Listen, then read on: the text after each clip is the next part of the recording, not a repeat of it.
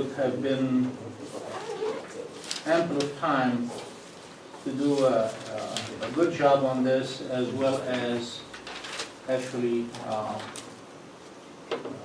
present it in a neat form, rather than the scribbling I've seen in some of the solutions here. So I will give you 4 more hours, but I will ask you to only work on the problems that are circled here, all right? Problem 2 and 4 in particular. I'll do 1 and 3 with you today, all right? But I want you to redo 2 and 4, and you have 4 hours. Now, if you believe that, I want to be even to everyone here, so I'm not going to tell people whether they've done well or bad on these 2 problems. You can just decide for yourself, as if I'm giving you an extension in time without any feedback. So I have no feedback for you in this regard. So if you think you've done well, then just don't submit anything. If you think you need to update your solutions 2 and 4, please redo them and submit that. So, like I said, I'm going to discuss with you 1 and 3 today. We'll go through the solution. Some of you have done all right on these 2 problems, and like I said, I was surprised that some others did not spend a third time with them. So if we start with number 1,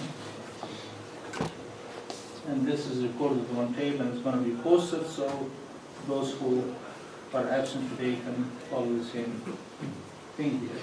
Right? If we start with number 1, basically you have one stop that is located at a fixed location, which is a lambda by 8.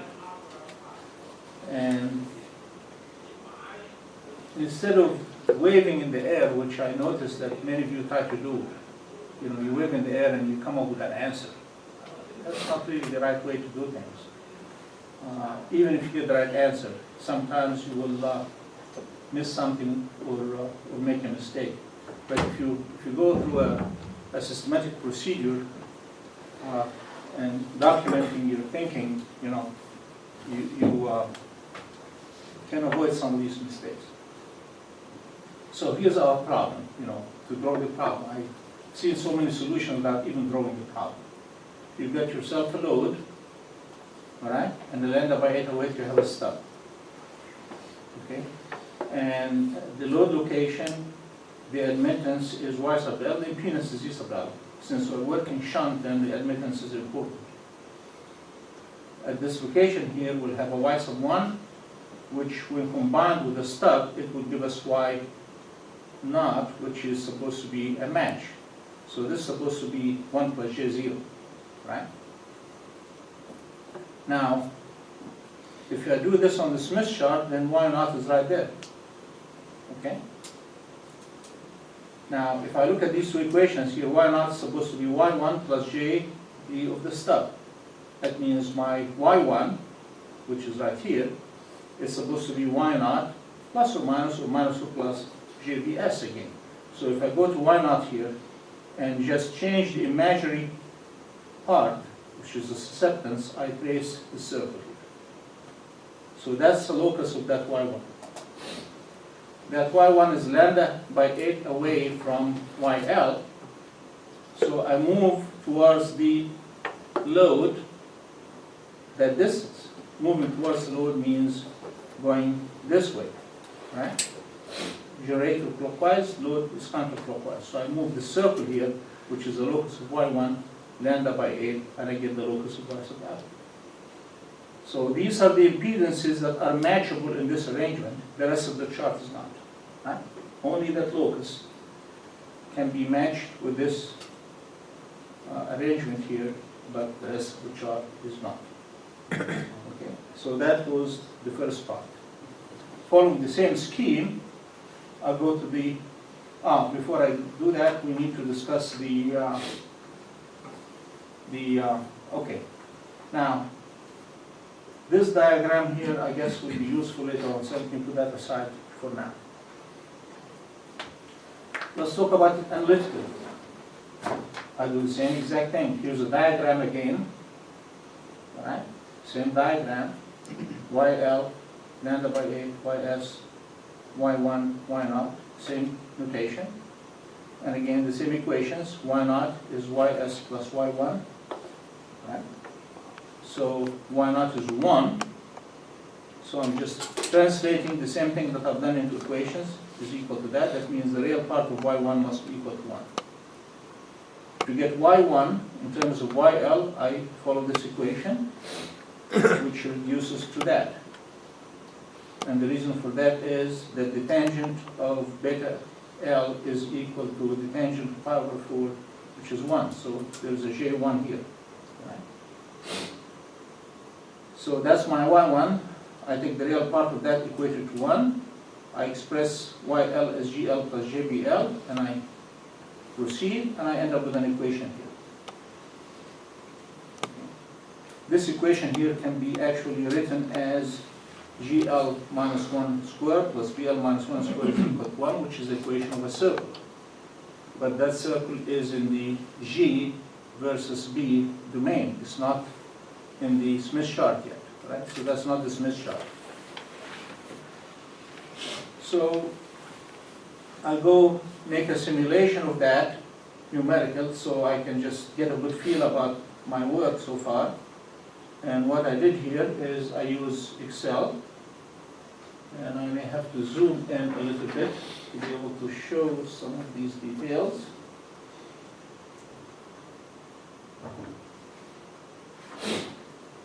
I have the column here, BL, and based on this BL, I can get GL because it's an equation that relates GL to BL.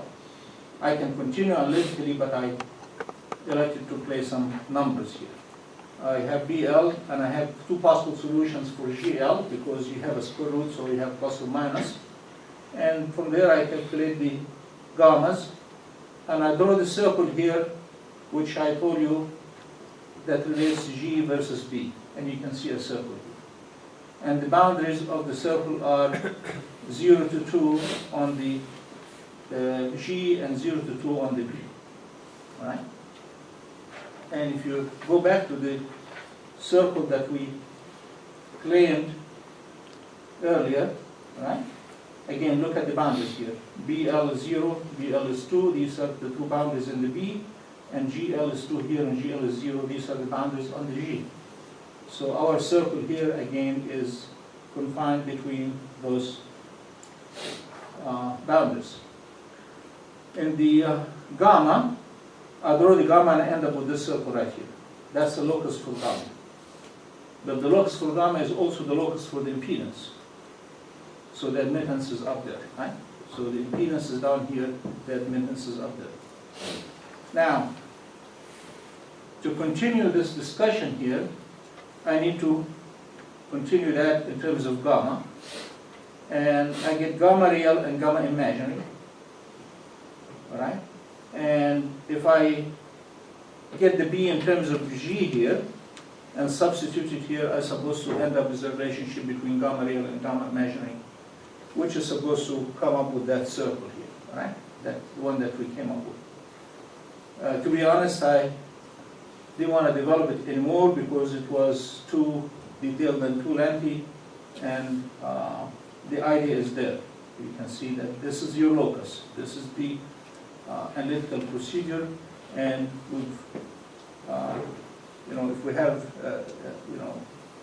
energy and time and careful manipulation of the terms, you can prove it, right? But the idea was to just show that you can do the same thing analytically, right? So we move after that to the 3-step, which is part B. We want to prove that we can do matching with 3 steps. And again, I need to zoom out.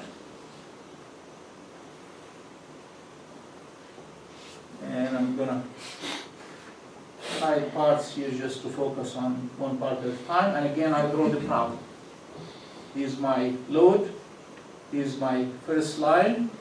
my first stub, line, stub, line, stub, 3 stubs.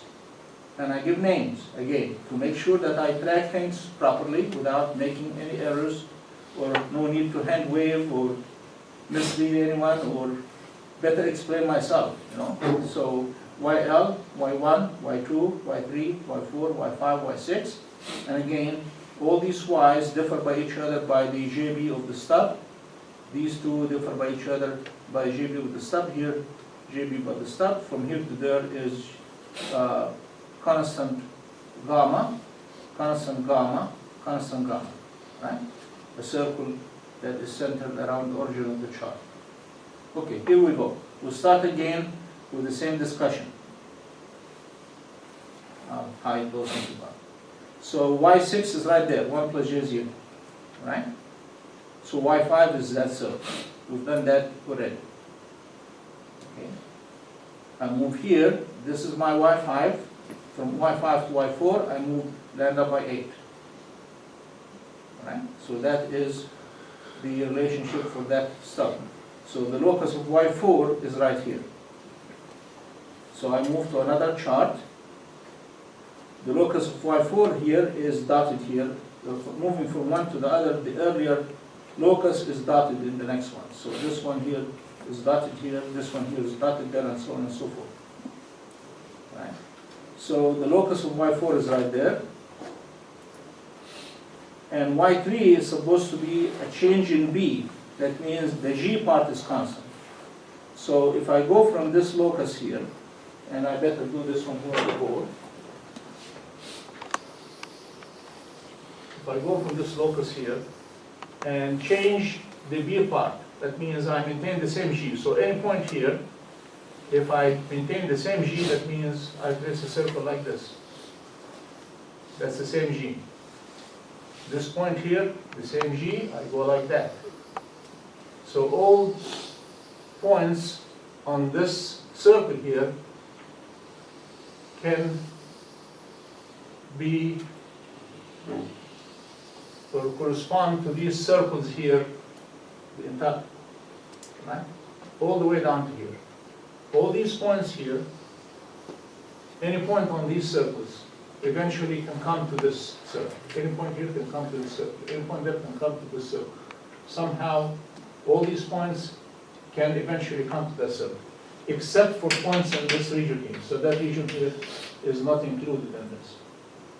So actually, this circle here, if we maintain a constant G, would track this entire domain, right? So the locus of Y3 is all this entire, that's the locus of Y3, right? That's the locus of Y3. So Y3 is there, I go to Y2, all right? So I take the locus, which is now light shaded, right? The light color, and I move it lambda by 8. So I take this is the domain, which is the locus of Y3. To get Y2, I need to rotate that by 90 degrees. So again, that is the locus of Y2. All right? Now, from Y2 to Y1, I change the JB. So that's Y2. I change the JB, that means I move this way. That's your JB, right? So obviously, any point on the chart now, right, can eventually come to the dashed region, which eventually comes to here, eventually comes to there, eventually comes to the circle, eventually come to the circle before that, which was here, eventually comes to that. So any point in the chart can be matched. So that's the conclusion right there. See, the locus of Y1 is entire chart. To show it with these circles, kind of sometimes questionable representation, so I try to show it with shading. I try to add shading, just like the way I'm doing it here. Right? And as you can see, eventually here, the entire chart can eventually be matched and get you to the Right? So that is a three-stub matching. Now, next question was, if you were to suffice with two stubs, which zone can be excluded? Which zone is actually excluded that you cannot match? And I think the discussion is obvious. It was this zone here that was unmatchable. Right? So when you rotate that, and because you're working with two stubs only, so you're going to stop at you start at y4 and you stop at y1. So this unmatchable zone here, this unmatchable zone eventually becomes this zone here. So this is the zone for YL that you cannot match.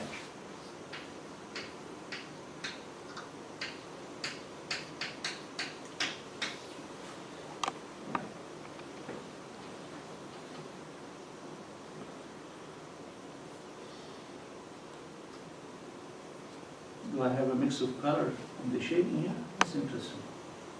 Coming from the background or what? Either my PowerPoint or my printer is shading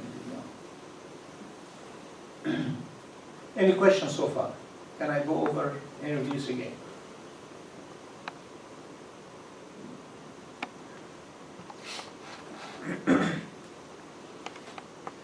So you can make a strong argument if you make a good presentation and you don't get confused. I don't think we're, having any difficult discussion here. It's just when you organize your thoughts and you do it on paper, you can be comfortable with the answer that you get at the end. Number 3 is next.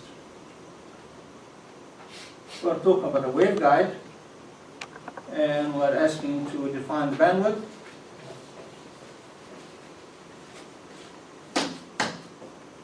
I'm going to post these pages on the web. By the way, I uploaded the lectures by Dr. Jazzy and Dr. Mantigi on Scholar. And I had to zip the files, and they were too big to upload, so each zip file is broken into 2 halves, and you can't operate one without the other. So you have to download both halves of the file and click on the one that has ZIP as the extension. The other one that says Z01, you can't operate that by itself. You have to operate it, and it pulls the other one too. Okay. Now we're talking here about a waveguide and asking what's the definition of the bandwidth of the waveguide, and we said it's between the first cutoff and the second and the next one. Right?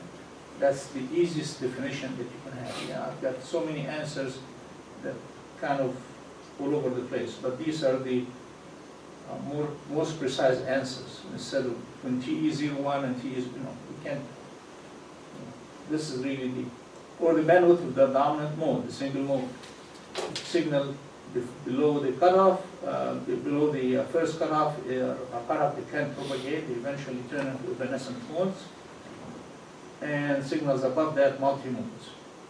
And multi-moding means dispersion, right? That's the concern about multi-moding. Plane wave propagation is a single mode. Someone would say, well, coaxial lines and transmission lines multi-mode as well. That means they are not doing plane waves, right?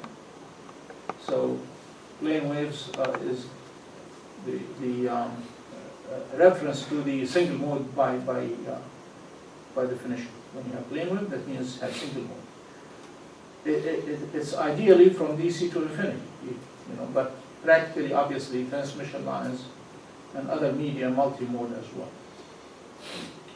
Now, the second part. Explain what happens when you send a delta of t in a circle waveguide. In a circle waveguide or rectangle waveguide, it doesn't matter. In either case, you'll have the same issues and same problems. Basically, what you do is you are sending a delta of t, and delta of t will have a uniform spectrum from DC to infinity. Your waveguide is a high-pass filter, right? So it cuts off some of that. Eventually, your pulse will develop some distortion, right? You'll get some harmonics here or ringing that will happen around your pulse. Well, obviously, your waveguide filter is not exactly 0, 1, right? We know very well that it's cut off here, and there is attenuation that eventually comes very high near the cutoff. The attenuation typically does something like that, and the higher order modes, the same thing. They will have also their own attenuation. So the overall attenuation is going to shape that filter, right? But the concept, I'm trying to show the concept here. Eventually, you lose part of your spectrum, and that will result in a pulse distortion. Okay. In this regard, that's 3. That's 3B, not 4B. 3B. And that's DC. So, to show things a bit more graphically, I did an Excel simulation. Here's your input pulse. Obviously, you do 0, 1, 0, right? I did 0.5, 1.50, just to get some thickness to it, some width to it, right? So eventually you get Fourier transform. And for those of you who don't know that Excel can do Fourier transform, you can actually do Fourier transform and many other things if you go to the add ends and add the analysis package, right? You can Fourier transform, you can get all sorts of statistical functions as well. It doesn't install it by default. You just have to go in and do those add-ins. It does Fourier and inverse Fourier, many other things. Anyway, you can see the kind of output there. The pulse amplitude shrunk, and there are some ringing there. Obviously, that all depends on the filter. I assume the filter, like I said, 0, 1. If we push filter up higher, obviously your ringing will be more and your amplitude will be less. So that is a quick demonstration here of what happens in this case. So that's your 3B. 3C, radar use RF modulated pulses, right? Why? Well, to explain that again, we play the same games here with RF pulses. This is the shape of an RF pulse. RF pulse is, like I told you before, the magnetron produces CW, and if you want to create a pulse, you turn it on and off, right? Same thing with the microwave oven, same thing with the radar. Whenever you need to pulse these things, that's what you do. You just turn the pulse on and off. So you have RF, nothing, RF, nothing, RF, nothing. Right? These are the pulses here. So if you take that pulse here and do a frequency spectrum on that, obviously you get what? If you have a square wave in the frequency domain, what do you get? Sync. Sin x over x, right? Now, if I modulate this on the RF, that means I'm pushing this now to the F carrier, right? I put it on a carrier, and that eventually moves to a higher frequency. So my carrier is sitting somewhere in here, right? That's my carrier frequency on my spectrum. Now, I put my filter, and the filter is kind of tiny here, right? I don't know if you can see it. 0 on, right? I put the filter to pass the signal. Obviously, I can put the filter that way, and the signal will be the cutoff of the guide, right? So I put the waveguide filter on 0 to 1. So on the scale here is kind of compressed. And look at the RF signal that propagates as a result of that. You lose some of the side bands, you lose some of the ringing, so the wave is distorted a little bit. So that's a pulse that actually travels in the waveguide, right? Now, at the receiving end, you are going to down convert that, and down conversion is important because you can't detect the original signal while it's sitting on top of your carrier. You want to bring it back to DC, all right? So you take this here and down convert it, that's what you get. So you're actually getting back the sink around DC here, now you go back to 0, and obviously I'm just seeing that part of the picture right now. Okay. And inverse Fourier transform, that's the time domain pulse that you detect after it has gone through the waveguide. So the filter distorted the original pulse a little bit. The original pulse was a square wave, you're getting a bit of distortion here. All right? And that's because of the cutting of part of the frequency spectrum because of the waveguide here. So that's your So that's the output there, versus obviously a perfect square wave. All right? Now, if I did not RF modulate my signal, look at it. Here's a square wave, and I'm sending that. Here's my spectrum, okay? And I put my filter on, and that's what propagates, right? And that's what you down convert, and that's what you get back. Look at the levels, right? This is a 1 unit amplitude, whatever that unit is, and what you propagate is like 0.01, and eventually what you detect is You pull it. Thank you. What you detect is practically nothing, right? So that's why you RF modulate your pulses. You can just send baseband pulses. The narrower the pulse, obviously, the better the situation is going to be, because if you narrow the pulse, you know, there's the trade-off here between the duration and the bandwidth. So if you narrow your duration here, the bandwidth grows, and then you can catch more of your ringing here. Like if I narrow my pulse, that means I get that, and if my filter is here, then I get some of my signal here as opposed to nothing. Right? So obviously.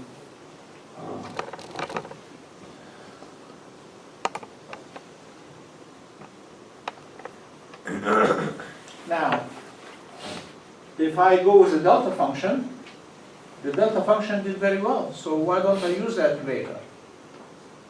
Simple, because you can't produce those delta functions with the high powers required for that kind of application. All right?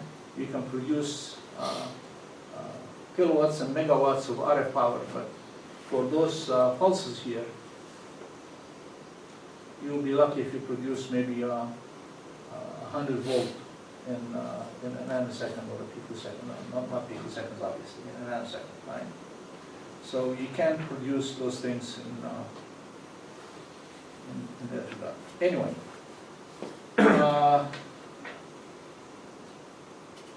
these are the same things. Anything else here?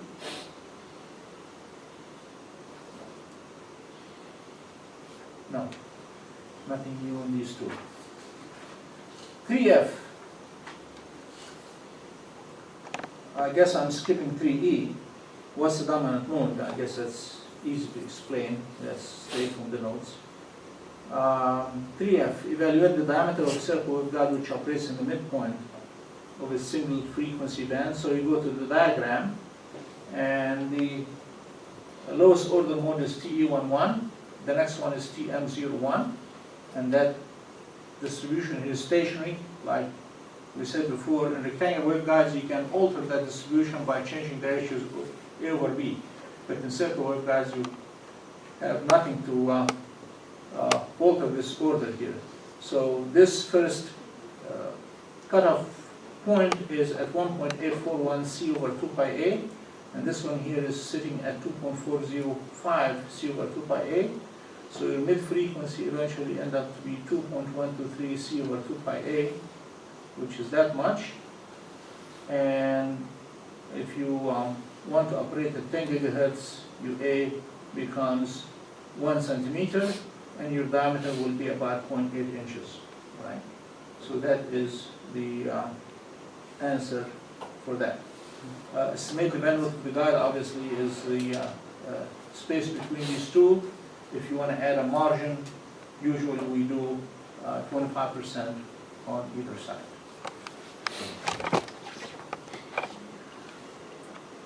Why don't don't I show you a peak at 4.1? How eventually it can be done, because I've seen also people uncertain about how to use the bounce diagram to get the S parameters.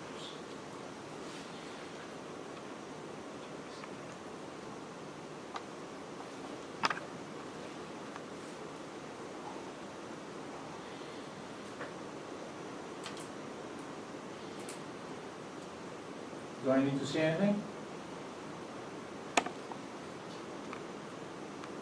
All right.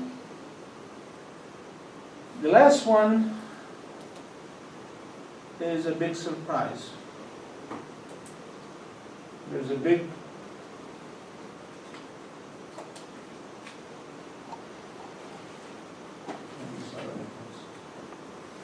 now let's talk about 4C.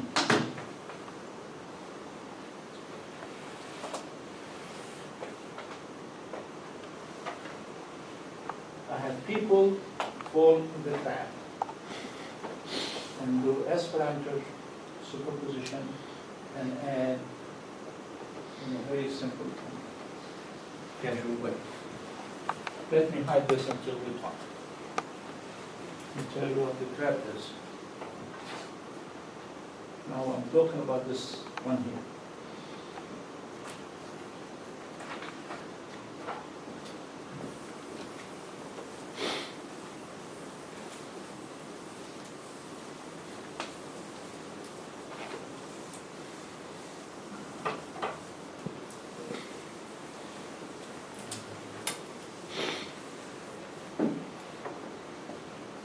We have two networks in parallel.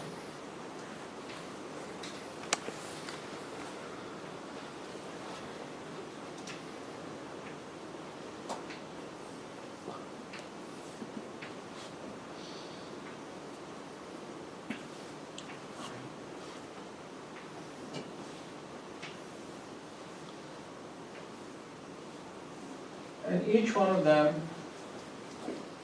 I'm not bring my colors, and each one of them has its own S parameters.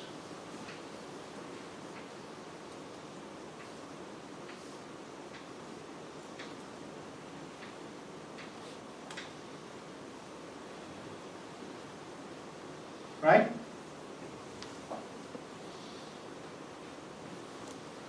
Now these do not correspond to these. There's no correspondence between the nodes of the S parameters and the nodes of the network, except in power flow.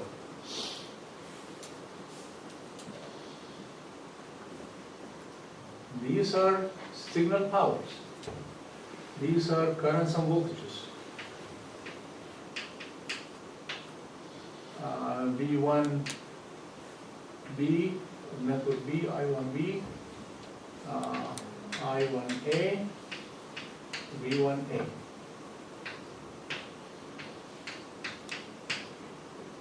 Well, this one here is A1B, B1B, A1A, and D1A. When I connect these two networks in parallel, I'm not jumping, I'm not creating a jumper between this and that and this and that. So some people did this. And obviously they got the wrong answer.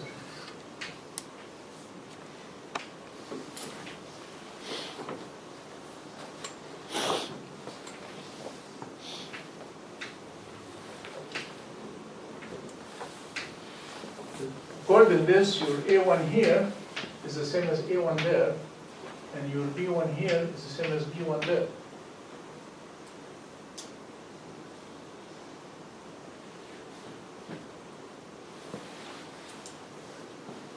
And actually, the A1 may be, but the B1 shouldn't be, because the B1 is actually a superposition. B here and B. According to this diagram, if this was true, then the B here is actually B1A plus B1B. Well, A1A is equal to A1B equal to A1, right? If this goes through. The A branches, but the B combines, right? There's some node here. So when they followed that, they said S11 total is equal to S11A plus S11B.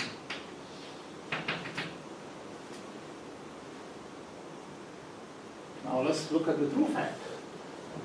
When you hook up both of these to a source,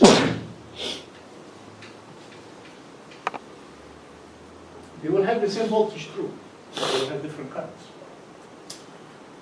They have different power inputs. They have different A's. So that is not true. Your A1 here is not the same as A1 there. The only thing that's common between these two are voltages. A1A is equal to what? V1A plus Z0 times I1A divided by 2 square root of Z0, right? And your I1A is different than A1B is equal to V1B plus Z0, same Z0, same reference impedance, so there's no problem there. I1B divided by 2 square root of Z0. So there is an opposite, and therefore you can. What can you do? That's going to be your question to answer when you redo this stuff. Now, in number B, 4B, you're supposed to get the power gain and voltage gain and current gain, which is okay here. All you need to do here is just convert this to that, and then you don't have to carry on. I just say use the same formula that we used in 4B. So all what I need in 4C is basically to reduce that network to one combined network, and don't go any further. It's going to be redundant, and the expressions are going to be too complicated, and we don't need that.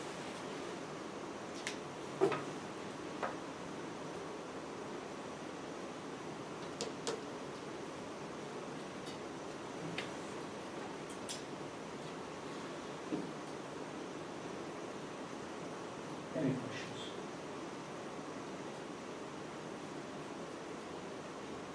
So when is this due again? You have time for it during break, or you're really taking a break? We're doing project over. Hmm? We're doing project over. You need the project plan. Remember, guys, that this should have been done